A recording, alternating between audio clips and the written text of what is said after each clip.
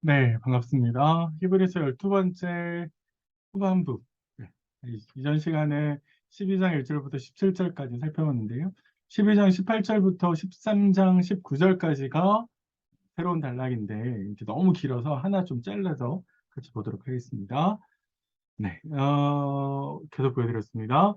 오찬오니는 믿음의 선조들이 어떻게 반응했느냐라는 걸 가지고 여러분들은 어떻게 반응하셔야 됩니까? 라고 하는 것을 이야기하고 있는데요.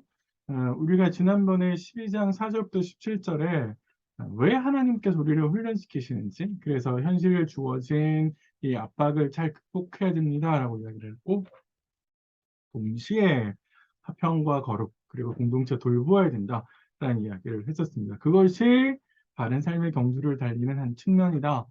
두 번째 측면은 이런 거예요. 우리가 새 언약의 자리에 왔다.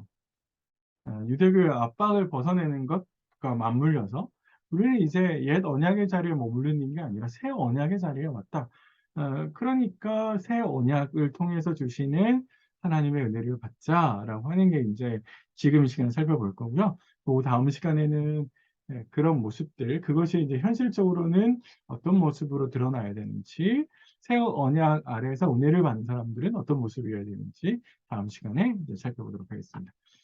예, 요렇게 이제 문단의 논리적으로 흘러간다는 것 기억해 두시면 좋을 것 같아요.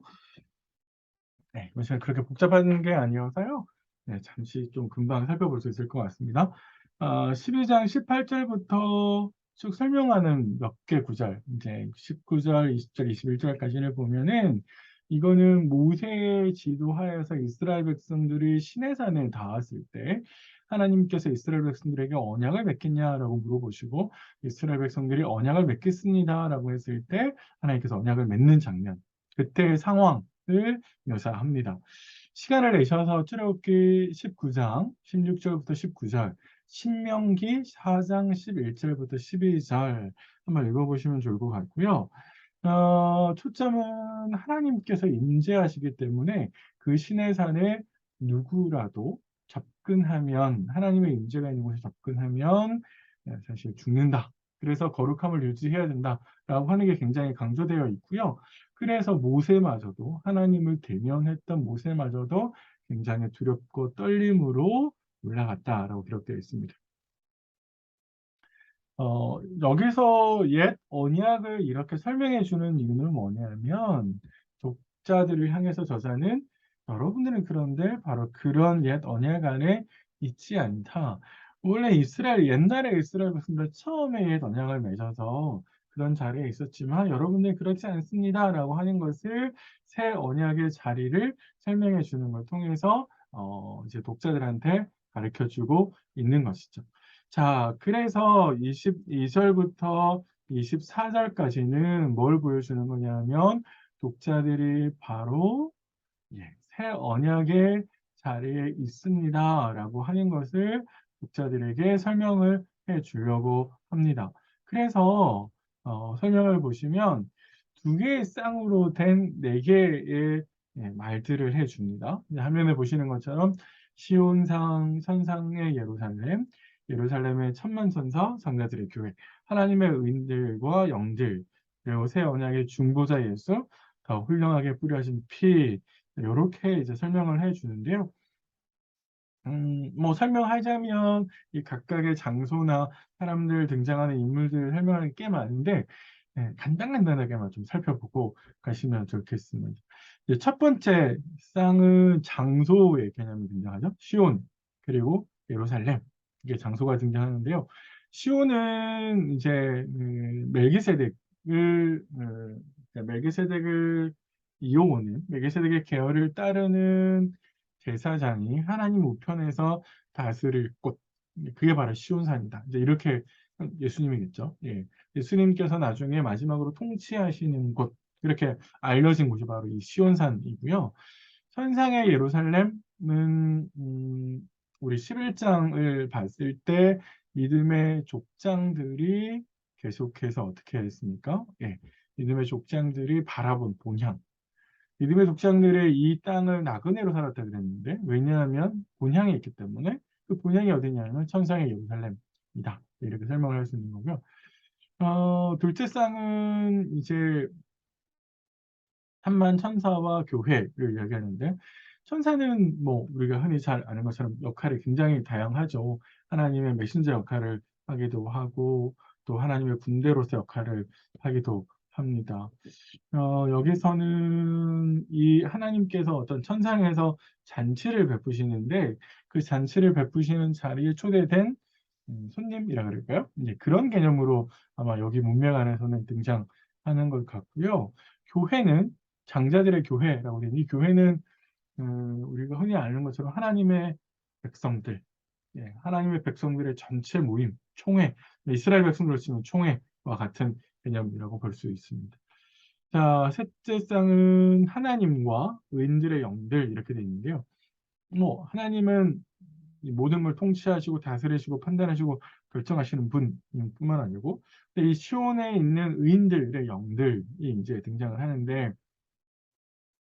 의인들의 영들은 그리스도의 피로 말미암아 하나님의 심판을 통과한, 하나님께서 나중에 심판하실 건데 우리 백보자 심판이라고 하잖아요. 양과 염소를 나누는 심판을 하실 터인데, 바로 그 심판에 있어서 그리스도의 피로 말미암아 통과한 사람들, 그게 아마 의인들인 것 같아요. 네, 그렇게 이야기하는 것 같고요. 넷째는 새 언약의 중보자 되시는 예수 그리스도, 그리고 그분께서 흘리신 피를 이야기합니다. 우리가 앞에서 계속해서 설명했는데, 새 언약의 중보자 예수님의 대제사장이고, 멜기세덱의 반차를 뚫는 대제사장, 참 대제사장이고, 그분이 하늘 성소를 다스리는 분으로, 섬기는 분으로 하나님께서 세우셨기 때문에 그분이 바로 새 언약의 중보자다라고 했고, 그분이 짐승의 피가 아니라 더 나은 피, 그래서 자신의 몸을 들여서 하나님께 제사를 드렸다. 그렇게 이야기하는 거죠. 음, 여기는 이제 새 언약의 자리인데, 우리가 앞에서 설명한 옛 언약의 자리와 새 언약의 자리를 각각 설명하는 거죠. 새 언약의 자리는 시온산, 옛 언약은 시내산. 그래서 시내산과 시온산이 대조를 이루면서 대부분 시내산은 이 땅에 있는 모습들을 묘사했다면, 시온산은 어디에? 하늘에 있는, 예, 천상에 있는 세계를 묘사하는 것처럼, 네, 그렇게 보인다는 거죠. 그러면 훨씬 더 뛰어난 모습들을 보여주는 거라서, 이런 뛰어난 모습들을 보인다라고 하는 것은 독자들에게, 지금 독자들이 어디에 있다고요? 예, 새 언약의 자리에 있다라고 하는 것을 강조하기 위해서 이런 설명들을 한다, 이렇게 볼 수 있겠습니다. 자, 그래서 이제 뭘 하냐면, 그 새 언약을 통해서 중보자 되신 예수 그리스도를 통해서 우리에게 주시는 그 은혜를 거절하지 말고 받자라는 이야기를 권면하는 이야기를 합니다. 그래서 18절부터 24절에는 이론적으로 근거를 제시했다라고 하면, 25절부터 29절은 실제적인 권면을 제시한다라고 볼 수 있습니다. 자, 그래서 새 언약을 거역하지 말고 은혜를 받자라고 이야기를 한다는 거죠. 출애굽 1세대 26절부터 27절까지 나오는 25절부터네요. 이 출애굽 1세대가 보여준 교훈이 뭐냐라고 하면, 이 양반들이 하나님께서 이 땅에 오셔서 경고하셨는데, 하나님의 약속을 거역하면, 어기면 심판을 받을 거다라고 이야기했는데, 이제 하나님께서 시온산에서 하늘로부터 경고하시는데, 만약에 이것을 어긴다면 어떻게 되겠습니까? 예, 그건 뭐 말할 수 없이 더 큰 심판을 받게 된다라고 하는 것은 너무 자명한 일이에요. 자, 그래서 학개서 2장 6절을 인용하면서 하나님께서 새 언약을 주셨는데, 하늘에서부터 맺는 이 새 언약을 주셨는데, 이거를 거절하면 어떻게 되는지를 학개서 2장 6절을 통해서 인용해서 보여줍니다. 만군의 여호와가 이같이 말하노라. 조금 있으면 내가 하늘과 땅과 바다와 육지를 진동시킬 것이요라고 이야기했는데, 아마도 이 학개서 2장 6절의 구절을 인용하신 한 것은 옛 언약 안에 있는 것들을 폐하시겠다는 거죠. 폐하시겠다. 왜? 새 언약이 왔으니까. 새 언약은 영원한 것이고, 그 영원한 것이 왔기 때문에 옛 언약 안에 있는 것들은 흔들 거다라고 이야기를 한다는 겁니다. 그게 아마 학교에서 2장 6절을 통해서 저자가 우리에게 주는 의미 같아요. 그러므로 여러분들이 계속해서 옛 언약 안에 머물고 있으면 다시요? 다시 유대교로 돌아가서 옛 언약의 방식대로 하나님을 섬기고 한다면 하나님께서 옛 언약 안에 포함된 전반을 흔드실 때 여러분들도 같이 멸망하게 됩니다. 이런 이야기를 이제 해주고 싶은 거죠. 그러니까 옛 언약으로 돌아가면 안 된다라는 것이고 새 언약을 거절하면 안 된다라고 이야기를 하는 겁니다. 예, 그래서 28절과 29절 그런데 여러분들은 흔들리지 않는 나라를 받았습니다. 그러니까 하나님께서 마지막에 흔들지 않을 나라라는 거죠. 그거는 예수로 말미암아 주어진 나라라는 겁니다. 곧 하나님의 나라고 예, 구원의 은혜 안에 우리가 머물고 있다. 그러니까 어떻게 되겠냐고요?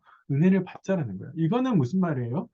은혜를 좀 받읍시다라는 말은 이 새 언약의 자리에 예수를 붙들고 그 예수를 통해서 하나님께 나아가자 이런 뜻이 되겠죠. 그래서 이 새 언약의 자리를 거절하지 말자. 새 언약 예수 그리스도를 붙들고 그 예수 그리스도를 붙들므로 나아가자라고 이제 이야기를 하는 겁니다. 그래서 어, 그 은혜를 받는 사람은 경건함과 두려움으로 하나님을 섬기는 거죠. 네. 그래서 하나님께서 말씀하시는 하나님께서 스피커를 해주시는 예수를 통해서 하나님을 나아가는 거예요. 그렇지 않으면 하나님은 소멸하시는 분이시기 때문에 우리가 멸망하게 될 거다. 그래서 멸망의 길로 가지 말고 예, 우리에게 은혜를 주시는 하나님께로 나아가자. 네, 이렇게 권면을 합니다. 예, 복잡하지 않으시죠? 하나만 이렇게 좀 생각해 보시겠죠? 어, 독자들이 계속해서 옛 언약과 새 언약 사이에서 갈등하고 있다라고 하는 것은 사실 그들이 사라질 것을 붙들고 있는 거고 하나님의 은혜를 거부하는 거고 근데 그 근본적인 원인은 뭐냐라고 하면 하나님께서 어떻게 일하시는지를 이해하지 못했기 때문에 생기는 결과라는 거죠. 그러니까 하나님께서 시대를 거쳐서 어떻게 일해 오시고 어떻게 우리에게 인도해 가시는지를 명확하게 이해하지 못했기 때문에 그렇습니다. 우리가 지금 신앙생활을 하는 것도 마찬가지인데요. 제가 이제 11조 주일 안식일 이런 이야기를 해드리는 이유는 뭐냐면 과연 11조가 신약 시대에도 적합한 제도냐? 구약 백성들의 안식일을 지켰다면 우리는 신약 시대의 주일을 지키는 거냐? 그래서 안식일과 상응해서 주일이 있는 거냐? 예, 이런 것도 한번 맞물려서 생각해 보시라고. 이건 하나의 예입니다. 우리가 이런 것들을 제대로 이해하지 못하면 예, 우리가 이제 성경의 가르침들을 제대로 이해하지 못하는 거거든요. 그러면 우리도 마찬가지로 독자들과 유사한 어리석은 결정을 할 수도 있고 판단을 할 수도 있다. 11조 주일 안식 이런 문제들은 나중에 제가 따로 시간을 내서 한번 말씀드리도록 하겠습니다. 예, 아주 짧은 시간이었는데요. 그래도 예, 계속 들으셔 오시느라고 고생하셨습니다. 네, 다음 시간 이제 마지막인데요. 이제 13강에서 뵙도록 하겠습니다. 수고하셨습니다.